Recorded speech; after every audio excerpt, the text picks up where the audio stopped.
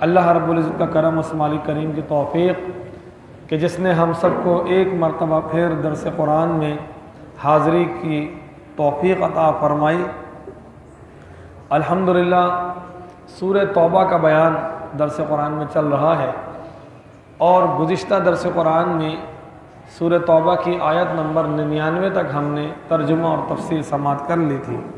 اللہ تعالیٰ کی توفیق سے آگے چند آیات کا ترجمہ اور اس کی تفسیر ہم سماعت کریں گے۔ حضرات محترم، آیت نمبر 100 سورہ توبہ کی بڑی منفرد آیت، بڑا اچھا بیان ہے اس کے اندر، بالخصوص مدحت، ثنا اور توصیف ہے جماعت صحابہ کرام کی۔ جماعت صحابہ کرام جب ہم کہتے ہیں، اس کا مطلب یہ ہے کہ وہ نفوس قدسیہ کہ جن کی تربیت براہ راست رسول اللہ نے فرمائی، جن کی تربیت براہ راست حضور نے جن کو سکھایا دین، حضور نے جن کے قلب و باطن کو اپنے نور سے منور فرما دیا، اس جماعت کا نام ہے صحابہ کرام۔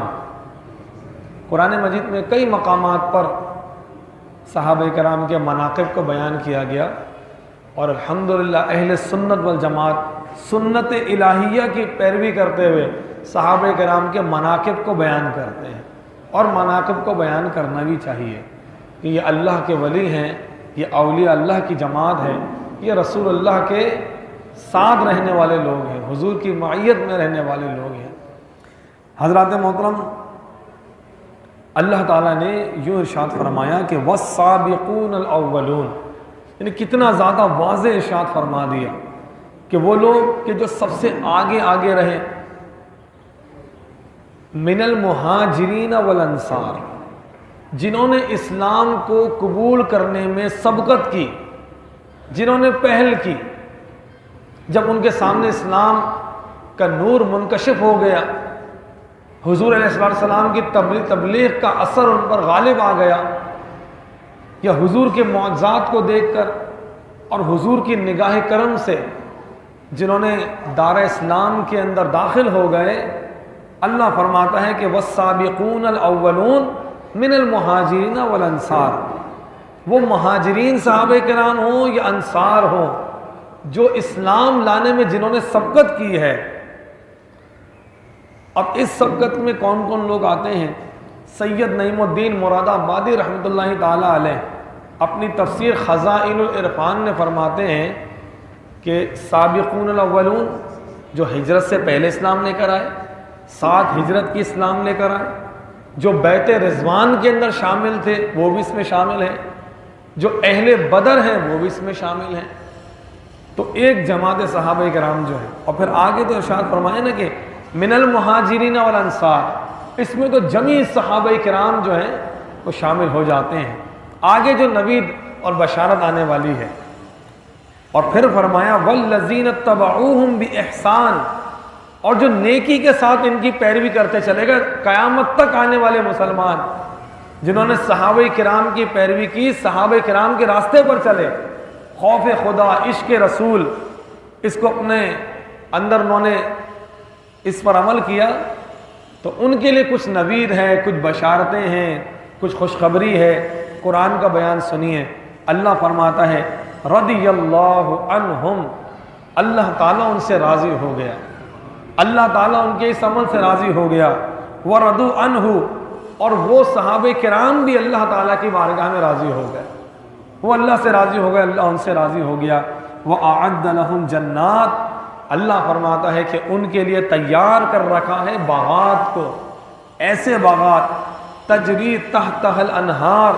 کہ جن باغات کے نیچے نہریں بہتی ہیں، خالدین فیہا ابدا، یہ صحابہ کرام ہمیشہ ان جنتوں میں، باغات میں رہیں گے۔ ذالک الفوز العظیم، اور یہ بڑی کامیابی ہے، بڑی کامیابی۔ حضرات محترم تھوڑا غور تو کریں کہ اسلام کو بعد ہجرت قبول کرنا اتنا مشکل نہیں تھا، کیونکہ ہجرت کے بعد تو جہاد کا سلسلہ شروع ہو گیا تھا، جہاد میں جایا کرتے تھے، مال غنیمت آیا کرتا تھا،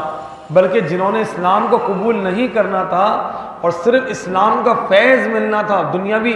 اغراض کے لیے اسلام کو قبول کر کے منافق بن گئے۔ اس وقت تو ہر کوئی یہ چاہ رہا تھا کہ ہم مسلمان ہوں، اگرچہ کوئی دل سے نہ بھی ہو، لیکن حضرات محترم وہ نفوس قدسیہ جس نے بالخصوص خلفائے راشدین، اہل بدر اور اہل احد اور بیت الرضوان والے صحابہ کرام، شروع کے اندر اسلام کو قبول کرنا ایسا تھا کہ جیسے بہت سے مصائب و آلام کا سامنا کرنا پڑے۔ یہ وہ پاک ہستیاں ہیں حضرات محترم کہ جنہوں نے اس وقت جب دین متین کو اعانت کی ضرورت تھی کہ جو اس کو قبول کرتا ہے، اس کے اوپر اس کی تبلیغ کرتا ہے، تو پھر کفار تیار ہیں نقصان پہنچانے کے لیے، کفار تیار ہیں طرح طرح کی تکالیف اور اذیتیں دینے کے لیے، ان کا سامنا کرنا پڑتا تھا۔ تو حضرات محترم یہ جناب صدیق اکبر ہیں، یہ جناب سیدنا فاروق اعظم ہیں، یہ حضور عثمان غنی اور سیدنا حیدر کرار، عمار بن یاسر، حضرت بلال حبشی، حضرت صہیب رومی، یہ وہ صحابہ کرام ہیں جنہوں نے اس وقت اسلام قبول کیا جس وقت اسلام کو قبول کرنا کوئی آسان نہیں تھا، بڑا دشوار تھا اس راستے پر چلنے کا۔ پھر اللہ تعالیٰ نے انعام بھی تو فرمایا اور ارشاد فرمایا ذالک الفوز العظیم، یہ بڑی کامیابی ہے۔ تو اس آیت سے یہ بھی ثابت ہوتا ہے کہ حضور کے بالخصوص سابقون الاولون اور جمیع صحابہ کرام جو ہیں وہ اللہ تعالیٰ کی بارگاہ میں مقبول ہیں، اللہ تعالیٰ کے نیک بندے ہیں۔ اور سابقون الاولین کی بات کریں تو سب سے پہلے تو صدیق اکبر کا نام آتا ہے، سب سے پہلے حضور سیدنا صدیق اکبر رضی اللہ تعالیٰ عنہ کا نام آتا ہے۔ ایک مرتبہ محبت کے ساتھ درود پاک پڑھیں، اللہم صلی علی سیدنا مولانا محمد وعلی آل سیدنا و مولانا محمد مبارک وسلم، صلاۃ و سلام علیک یا سیدی یا رسول اللہ۔ اب حضرات محترم مدینہ شریف کے حالات کے حوالے سے کچھ اور گفتگو جو ہے وہ اب آگے آ رہی ہے۔ اللہ تعالیٰ نے ارشاد فرمایا وَمِمَّنْ حَوْلَكُمْ مِنَ الْأَعْرَابِ مُنَافِقُونَ، محبوب علیہ الصلوۃ والسلام تمہارے ارد گرد کچھ دیہاتی لوگ رہتے ہیں جو منافق ہیں۔ جہاں آپ رہتے ہیں مدینہ طیبہ میں دور دراز کچھ دیہاتی اعرابی لوگ ہیں جو آپ کے پاس آ جاتے ہیں، وہ منافق ہیں۔ اللہ تعالیٰ اپنے محبوب کو خبر دے رہا ہے وَمِنْ أَهْلِ الْمَدِينَةِ، اور اہل مدینہ سے بھی کچھ لوگ ایسے تھے کہ جو منافق تھے، مَرَدُوا عَلَى النِّفَاقِ، پکے ہو گئے ہیں نفاق کے اندر، بڑے پکے تھے وہ منافقت کے اندر۔ کیسے پکے تھے؟ لا تعلمہم، آپ بھی نہیں جانتے ان لوگوں کو۔ علماء کرام نے یہاں گفتگو کی ہے، مفسرین نے، مطلب یہ ہے کہ اللہ کے بتائے پر آپ جانتے ہیں، خود سے تو آپ بھی نہیں جانتے، اور یہی حقیقت ہے۔ حضور کو جتنا بھی علم ہے وہ اللہ کا دیا ہوا علم ہے۔ پھر ارشاد فرمایا نحن نعلمہم، ہم محبوب ان کو جانتے ہیں، سنعذبہم مرتین، ان قریب ہم ان کو 2 مرتبہ عذاب دیں گے، ثم یردون الی عذاب عظیم، اور پھر وہ بڑے عذاب کی طرف پھیر دیے جائیں گے، لوٹا دیے جائیں گے۔ حضرات محترم جو منافقین مدینہ شریف میں تھے اور جن کے دلوں میں نفاق جو ہے وہ پکا ہو چکا تھا، ان کے لیے اللہ تعالیٰ نے فرمایا کہ 2 عذاب، ان کا ذکر سید محمود آلوسی بغدادی رحمۃ اللہ تعالیٰ علیہ، آپ حدیث مبارکہ لے کر آئے عبداللہ ابن عباس سے۔ آپ کی تفسیر ہے روح المعانی، میں نے پہلے بھی ذکر کیا ہے، روح المعانی بڑی پیاری تفسیر ہے، 30 جلدوں میں آپ نے لکھی، اور یہ وہ تفسیر ہے کہ اس کے آخر میں آپ نے بیان کیا کہ آج میرے اس خواب کی تعبیر پوری ہو گئی۔ کیا خواب تھا؟ امام سید محمود آلوسی بغدادی رحمۃ اللہ علیہ کا۔ اب دیکھیں نا علماء کرام کیسے کس طرح دین کی خدمت کرتے ہیں۔ فرماتے ہیں کہ میں نے ایک مرتبہ خواب دیکھا تھا، جب یہ تفسیر نہیں لکھی تھی، میں نے خواب دیکھا کہ یہ زمین و آسمان جو ہیں یہ سب کے سب سمٹ کے میرے پاس آ گئے۔ تو اس کی تعبیر میں نے نہ کسی سے معلوم کی، نہ مجھے اس وقت معلوم ہو چکا، لیکن جب میں نے پورے قرآن کی تفسیر لکھ لی نا تو مجھے یہ بات سمجھ آ گئی، اور پھر آپ نے آخری جلد کے اندر 30ویں جلد کے اندر اس کا اظہار بھی کیا ہے کہ یہ ہے وہ مقام شکر کہ جو میں نے 30 پاروں کی تفسیر کر لی ہے، میرے اس خواب کی تعبیر یہ ہے کہ زمین و آسمان میں قرآن اور حدیث کا تو علم ہے، لہذا آج وہ مجھے حاصل ہو گیا، اس کا فیض مجھے نصیب ہو گیا۔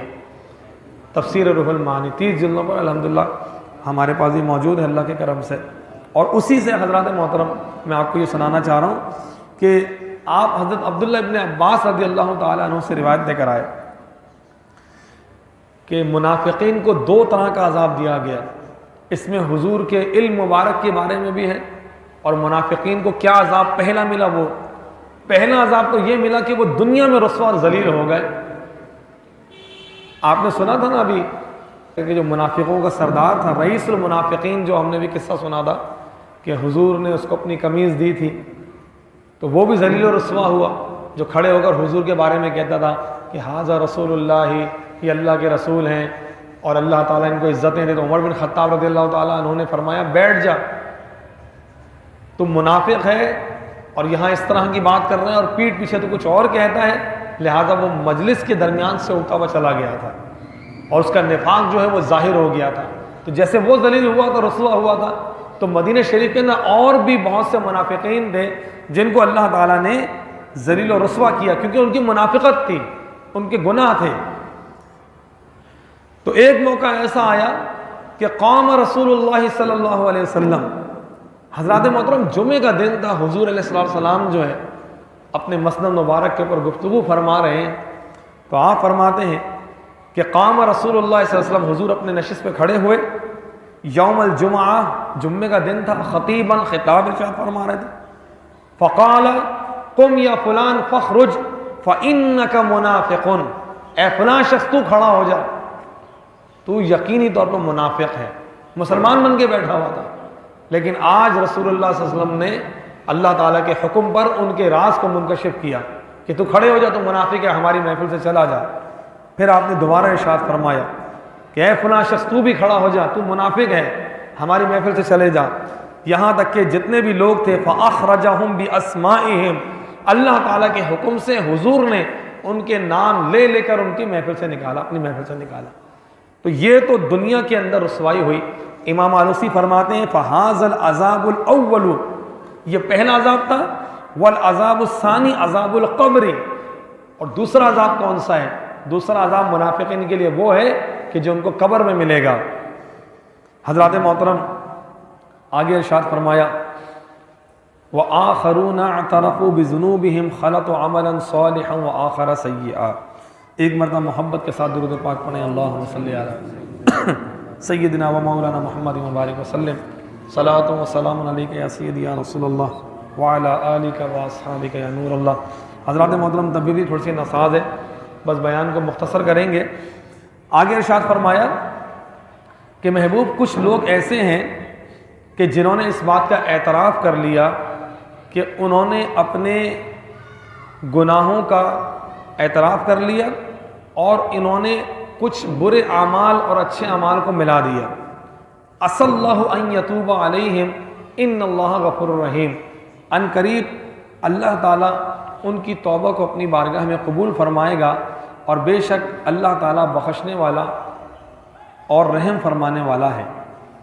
پھر ارشاد فرمایا خذ من اموالہم صدقۃ تطہرہم وتزکیہم،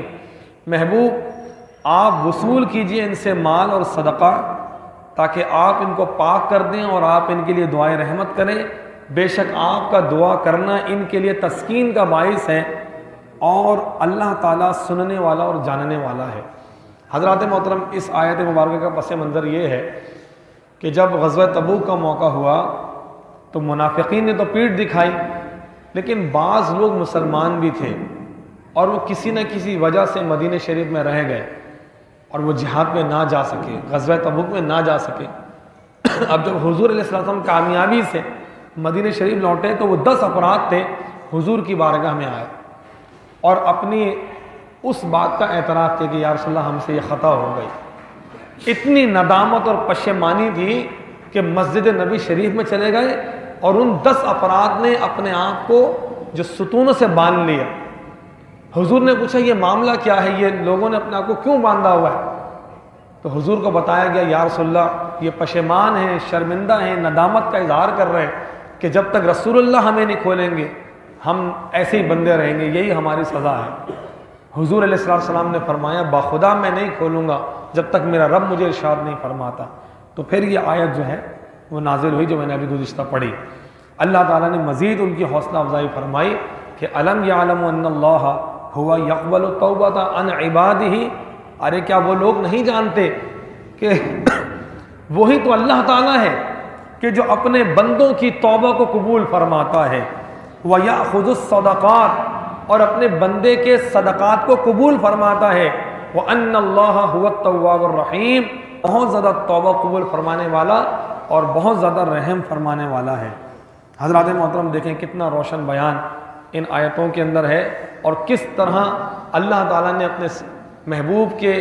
صحابہ کی جو ہے وہ مدحت اور توصیف فرمائی، منافقین کو کس طرح ظاہر فرمایا۔ لیکن اگر بتقاضۂ بشریت اگر کسی بندے سے گناہ ہو جائے تو اللہ تعالیٰ معاف بھی فرما دیتا ہے، اور اللہ تعالیٰ اتنے محبت بھرے انداز سے فرماتا ہے کہ وہی تو اللہ ہے جو اپنے بندوں کی توبہ قبول کرتا ہے۔ اگرچہ بندوں نے گناہ کیے تھے لیکن اللہ تعالیٰ پھر بھی کہہ رہا ہے کہ یہ بندے تو میرے ہی ہیں، میں ان کی توبہ کو قبول کرنے والا ہوں، میں ہی ان پر رحم کرنے والا ہوں۔ تو حضرات محترم اس یقین کامل کے ساتھ ہمیں اللہ تعالیٰ کی عبادت کرنا چاہیے۔ ہمارا رب جو ہے نا، لیکن جب ہم نماز پڑھتے ہیں تو جیسے ہم اللہ اکبر کہتے ہیں، ہم گناہ گار ہیں، خطا کار ہیں، ہم 10 قسم کی برائیوں میں ملوث ہیں، لیکن ہمیں کیا سکھایا گیا کہ سب سے پہلے جب ہم اللہ تعالیٰ کی ثنا و توصیف کرتے ہیں، پھر اللہ تعالیٰ کی رحمانیت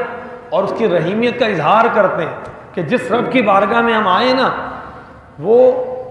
قہار ہے، جبار ہے، لیکن اس کی تمام صفتوں کے اوپر غلبہ جو ہے وہ رحمانیت اور رحیمیت کا ہے، وہ معاف فرمانے والا ہے، وہ رحم فرمانے والا ہے۔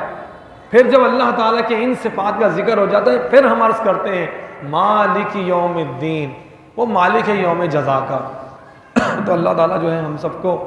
اپنی بندگی کے اندر اخلاص عطا فرمائے، ہم اس کے مخلص بندے ہو جائیں اور مخلص بندوں کی پیروی کرنے والے ہی ہو جائیں، ان کے ساتھ رہنے والے ہی ہو جائیں، تاکہ ہمارا بھی بیڑا پار ہو جائے۔ اللہ رب العزت سے دعا ہے جو بھی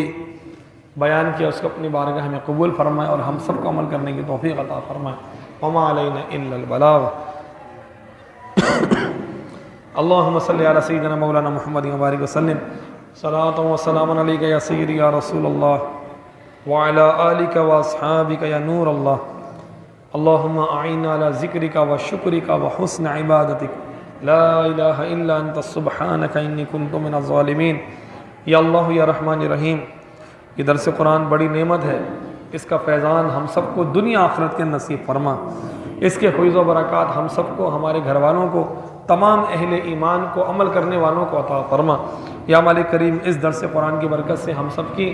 ہمارے والدین اور ہمارے تمام مرحومین کی بخشش و مغفرت فرما، جو بیمار ہیں ان کو شفاء کلی عطا فرما، جو پریشان حال ہیں ان کی پریشانی کو دور فرما، عالم اسلام کی خیر فرما، وطن عزیز ملک پاکستان کو استحکام، ترقیاں